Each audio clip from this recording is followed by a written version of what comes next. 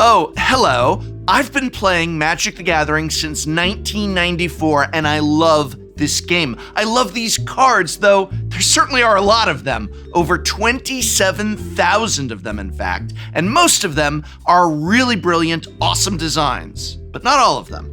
In fact, back in high school, there was one card that I desperately wanted to make work in my decks and never once was able to. See if you can guess why. The card was Elderland Worm, and just look at this art. Maybe it seems silly to you in 2025, but for 15-year-old Prof, this was radical. This cool dragon-like worm blending in amongst the sand dunes. Illustrated by the amazing Quentin Hoover, who was without a doubt one of Magic the Gathering's greatest artists. How could I not want a card like that in my deck? Well, the better question is, how could you ever make a card like that work in your deck, or at all? You see, Elderland Worm costs 7 mana, 3 of it white. So for that cost, what does it do? Well, it's a 5/5, so right away we are not off to a great start. It has trample, which is nice, but it reads, Elderland Worm cannot attack until it has been assigned as a blocker. I'm sorry, what? By modern templating, this card is a defender with trample, and when Elderland Worm blocks, it loses defender. So you need to successfully block with this 7 mana 5/5 before you can even attack with it. Look, I love this card, but what a stupid design. I'm sorry, I hope whoever made this isn't watching and having their feelings hurt, but come on. This card is just dumb. In fact, for all of its brilliant designs, Magic the Gathering has quite the collection of stupid cards. I don't mean weak or suboptimal. I mean cards that are just, well, stupid. One with Nothing is the most classic example of such a card. A 1-mana black instant that simply says, discard your hand. This card isn't just bad. There are a lot of bad cards in Magic the Gathering. One with Nothing is utterly, comically useless. It's just stupid. It's bad enough that Mark Rosewater had to write an article back in 2005 explaining to players why Wizards Research and Design would print a card that was so obviously, completely, hilariously awful. The reason? A subset of the player base loves putting really bad, stupid cards in their deck. You need only Google search One with Nothing usage to find countless results of players talking about playing with One with Nothing. Could it be good as a discard outlet to enable graveyard shenanigans? Can you find a way to make your opponents discard their hand with it instead? But there are so many more hilarious and, yes, stupid cards throughout Magic's history.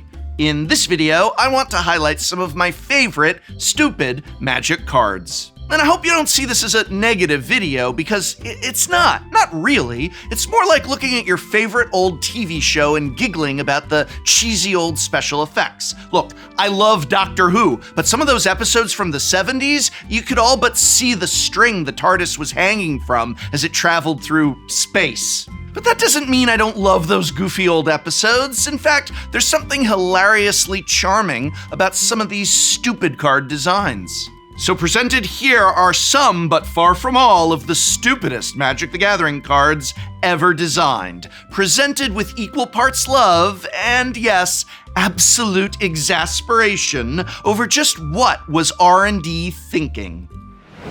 Oh my goodness, it's 2025. Can you believe it? Well, you know what they say. New year, new you, new bad. Hey, you want a fresh start this year? Well, there's no better way to set yourself up for that great start to 2025 than with a new mattress. You know you need a new mattress, so why not pick one up from Helix Sleep, sponsor of today's video? And Helix is running an incredible sale right now for the new year, but only for a limited time. Helix Sleep makes premium mattresses and bedding that are customized to fit your needs, whatever those needs may be. They're conveniently shipped rolled up in a box right to your door with free shipping within the the US. And I know that's one reason a lot of you don't have a new mattress is because you don't want to deal with the hassle of going to a mattress store, interacting with the salesperson who's trying to upsell you, and then figuring out how to lug your mattress home with you. But with Helix, you don't have to worry. You order online and you get it delivered right to your door. They've got 20 unique mattresses, including the award-winning Luxe and Ultra Premium Elite collections, like the Helix Plus, customized for big and tall sleepers, and the Helix Kids mattresses, endorsed by child sleep and medical experts. Everybody is different with a different body, and that's why Helix designed their sleep quiz to match your unique body type and sleep preferences to the perfect mattress for you. When I took the sleep quiz, I got matched to the Helix Luxe Dusk mattress, which has been perfect for me. Seriously, I really sleep on a Helix mattress, and I have experienced the difference between sleep with a Helix mattress and sleep without, and let me tell you, I don't want to go back to sleeping without a Helix. That's how I know you'd love a Helix, because I really sleep on one and I really love it. I get the best sleep of my life now. So if you want to upgrade your sleep, now is the perfect time to do so. Thanks to Helix's New Year's sale, you can visit helix.com/Tolarian to get 25% off your mattress plus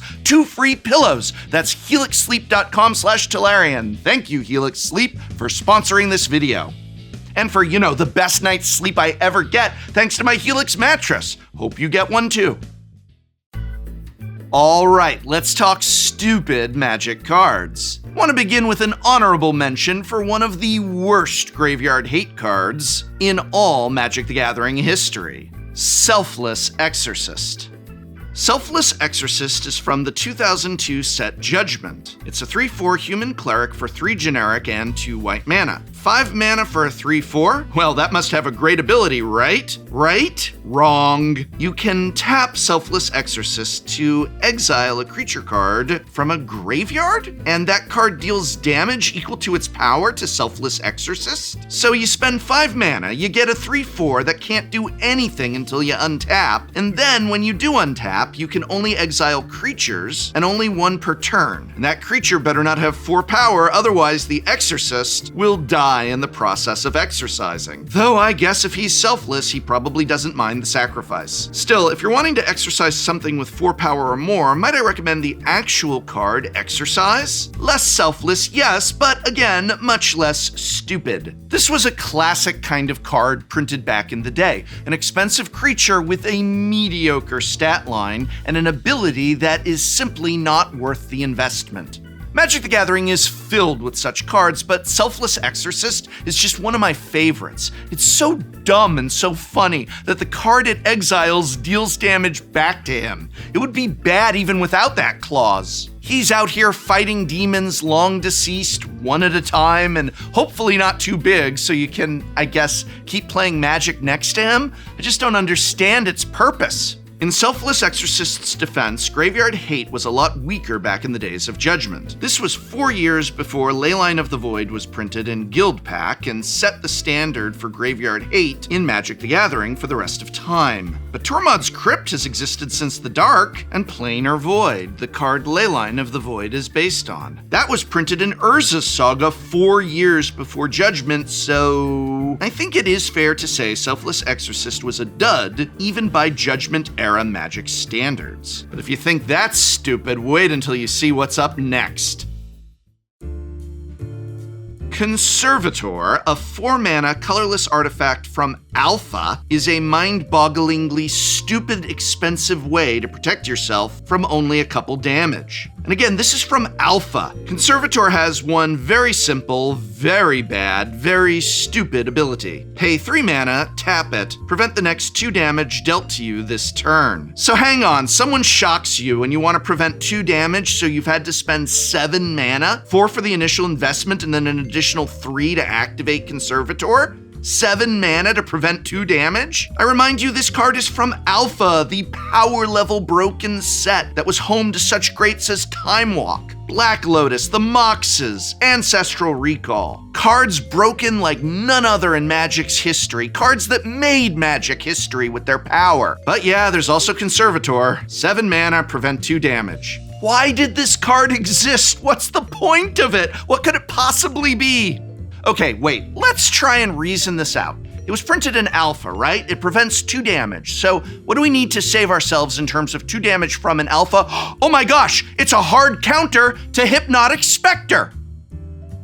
No, hear me out. So, okay, your opponent has a Hypnotic Spectre in play. If you have a Conservator in play, which you already spent the 4 mana on, but never mind, you can now spend 3 mana as well every turn to lock down their Hypnotic Spectre, thus saving yourself from having to discard cards. Not that you'd really need the cards in your hand if you're planning on spending your mana on activating Conservator every turn, but no matter. Also, Hypnotic Spectre was often cast on turn 1 with a Dark Ritual, so by the time you had Conservator in play and were able to activate it, you'd probably already been hit a few times, even if you had a Dark Ritual of your own to accelerate the process. But look, we're talking alpha here, right? You've got a limited pool of cards to answer a Hypnotic Spectre with. Circle of Protection Black wasn't even in the set yet. They forgot to print it. So how else were you going to answer a Hypnotic Spectre? With terror? Get real.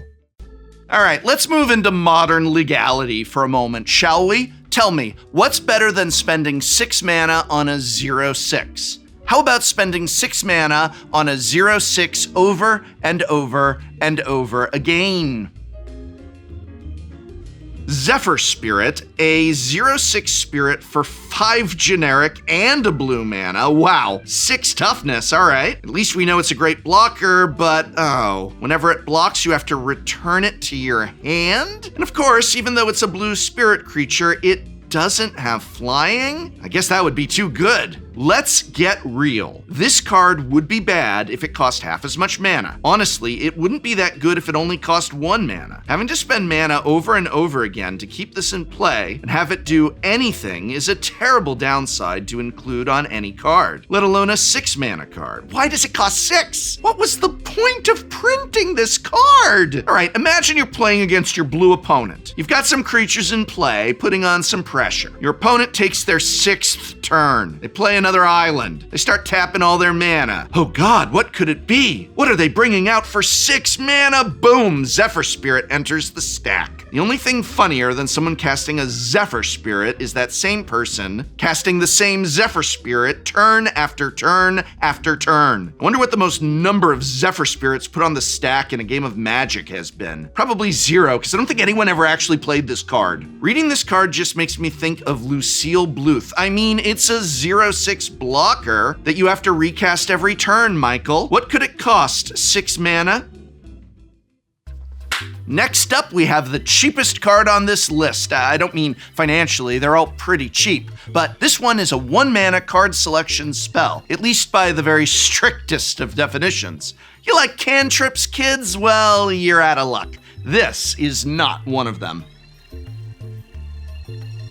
Presenting Visions from Legends, not from Visions. They printed a card called Visions, and then 3 years later printed a set called Visions. I think the set Visions was significantly stronger than the card Visions, given, well, Vampiric Tutor, Necromancy, Natural Order, Summer Bloom. Damn, that looks like a brilliant set, but we gotta talk about this stupid card. Visions! A 1 mana white sorcery. What is it? Look at the top 5 cards of target player's library, all right? Then if you want, yes, you can have that player shuffle their library. That's it. That's all it does. It's not even like look at the top 5 and put them back in any order. You can look at the top 5 cards, and if you don't like them, well, you're gonna have to shuffle the whole deck. Who knows if it'll make the new top 5 cards better for you or not? You'll have to wait and see. You don't get to look again. Nice way to spend an entire card. You might have noticed by now that many of these stupid cards are white, and it's no wonder that white wound up with the reputation for being the worst color in Magic when you just look at them.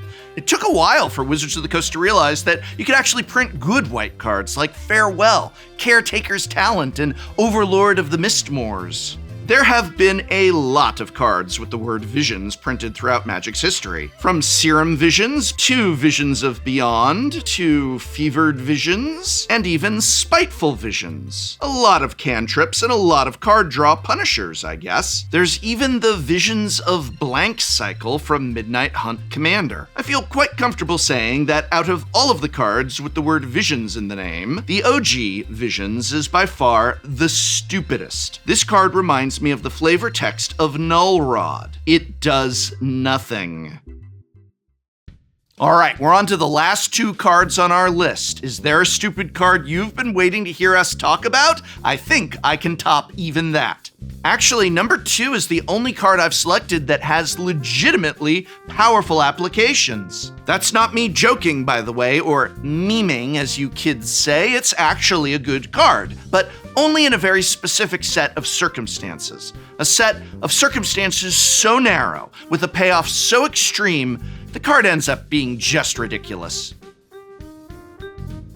Teferi's Response is a narrow counterspell for 1 generic and 1 blue mana. It counters target spell or ability that targets a land you control, a land. So first off, someone has to be targeting your land. What are they targeting your land with? I don't know, but if they target your land, you can counter that spell or ability, and if a permanence ability is countered this way, destroy that permanent. Oh, and draw 2 cards. Guess that's nice. The absolute best use case for this card was as a sideboard card to absolutely hose anyone trying to lock you out of the game with a Rishadan Port or opposition. These days, you can also use it to protect against Busaiju, Wasteland, or an Assassin's Trophy targeting one of your lands. I mean, I guess Brian Kibler would have liked a copy of this in his matchup against Voxy when we did our Flashback World Championships episode of Shuffle Up and Play, which you can watch here or linked in the video description.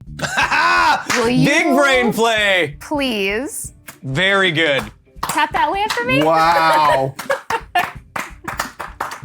Thank you. Rishadan Port targets City of Brass, which says whenever City of Brass becomes tapped, it deals 1 damage to you. It becomes tapped, and I lose. Good game. GG's. GG's. The thing is, you have to have this in hand and have 2 mana open in order to blow out one of these effects. When you line it up, you get an absurd payoff, but the chances of lining it up are usually quite low. The only format where that type of thing might ever come up is in Commander. You know, the format that was built to be a place for cards that couldn't be played anywhere else to actually have a home. Dull surprise. Our number 1 pick may not be the stupidest card in all of Magic history, but I contend it is certainly one of them. Presenting Racolite, a 6-mana colorless artifact that reads, pay 2 generic mana and prevent the next 1 damage that would be dealt to any target this turn. Return Racolite to its owner's hand at the beginning of the next end step. If you thought spending 6 mana on a Zephyr Spirit over and over again was bad, just wait till you have to spend 6 mana plus 2 additional for each damage you want to prevent on a given turn, over and over and over again. This card doesn't even make sense! It's utterly heinous! It would be a bad card if it didn't return to your hand on end step. Why was this card printed? I mean, Racolite was printed in Antiquities. It's not like the set was full of bad cards. You know what else was printed in Antiquities? Mishra's Workshop, Ashnod's Altar, Strip Mine, the Tron Lands, Candle freaking Labra. Atog was printed in Antiquities, my beloved Atog, which had to be banned from Pauper, thus ruining the format forever, but that's another video. Okay, Pauper's okay. Pauper's actually really good. You should check out our video all about getting into Pauper. This is a new video. Check it out. Watch it. You didn't watch it. Pauper. What are we talking about here? Racolite? Oh my god. All right, we did this exercise with Zephyr Spirit, but I want you to imagine you're playing during Antiquities Standard. Yes, I know Standard wasn't technically a format during Antiquities, but just work with me here. Your opponent plays Urza's Tower on turn 1, Urza's Mine on turn 2, Urza's Power Plant on turn 3. They've assembled Tron. They tap their Tron lands and Windmill Slam Racolite. Watch out, they've got Racolite on the stack. Honestly, a Tron deck might be the only kind of deck that has enough spare colorless mana to actually cast and recast this thing, while still having mana to pay for its activated ability afterwards. And even then, you're spending 8 mana to prevent 1 damage in a single turn, 10 mana to prevent 2 damage, 12 mana to prevent 3 damage. If you have 12 mana available to spend, please spend it on something better than a Racolite. Without a doubt, this is one of the stupidest Magic cards ever designed. Again, for all my exasperation at these stupid card designs, I can't help but smile. I love this game, dumb cards and all, and in fact, there's a certain charm to these dumb old designs that makes me just love this game even more. It's why I hate when they remaster the visual effects of shows like Doctor Who and the original Star Trek. Screw that. Give me those low-budget effects any day over the polished and artistically empty CGI of today. Magic is better for having these cards in its library, even if I never will pull off winning a game of Magic with Elderland Worm, or even having a game where I get to attack with it. Speaking of Magic's rich past, did you catch the newest Shuffle Up and Play where we returned to Lorwyn with Spice 8 Rack, Aaron Hansen and Spencer Crittenden? I just love old sets, and nothing is more fun than revisiting them, except, of course, revisiting them with friends. So check out that episode if you haven't already. Thanks once again to Helix Sleep for sponsoring this video. If you need a better night's sleep, then you need a better mattress, and there's no better mattress than a Helix mattress. And right now, when you use my special code over at helix.com/Tolarian, you get 25% off your mattress plus 2 free pillows. Helix mattresses are delivered right to your door, and with the Helix Sleep Quiz, you are going to get matched to the perfect mattress for a great night's sleep. I really sleep on a Helix mattress, and I really love it, and I know you will too. So check out my code in this video's description and start your journey to a better night's sleep with Helix Sleep. Thanks again for sponsoring this video and, giving me the best night's sleep I've ever had.